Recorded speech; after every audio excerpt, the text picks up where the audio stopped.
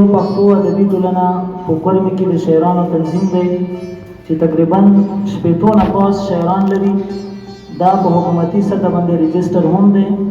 میاشتې کې په بېلابېلو ځایونو کې دوې مشاعرې کوي چې یوه تنقیدي غونډه دی او بل ازاده مشاعره دی. نن هم د جمعې په ورځ باندې ازاده مشاعره کېدونکې دی او دې سره د میاشتې په اول اتوار باندې تنقیدي غونډه کېږي چې په هغه کې د ملګرو کلمونو باندې تنقیدي نظرونه اچولی کېږي.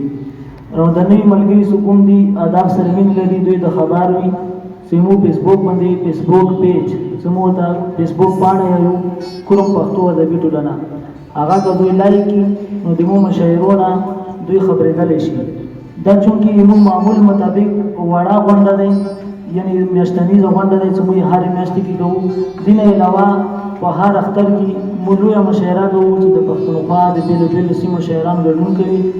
همداسې د مورنۍ ژبې نړیواله ورځ هغه مناسبت سره هم مشاعره کېږي.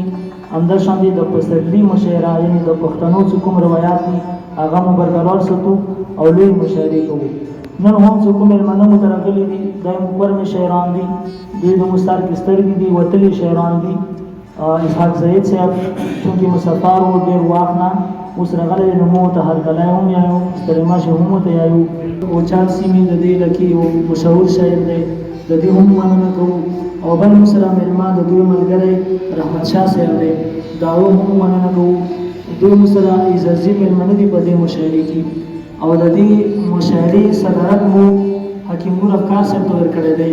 هغه د دې مشاعرې صدر دی د ټولو ملګرو نه امید لرو چې دوی تایید وکړي.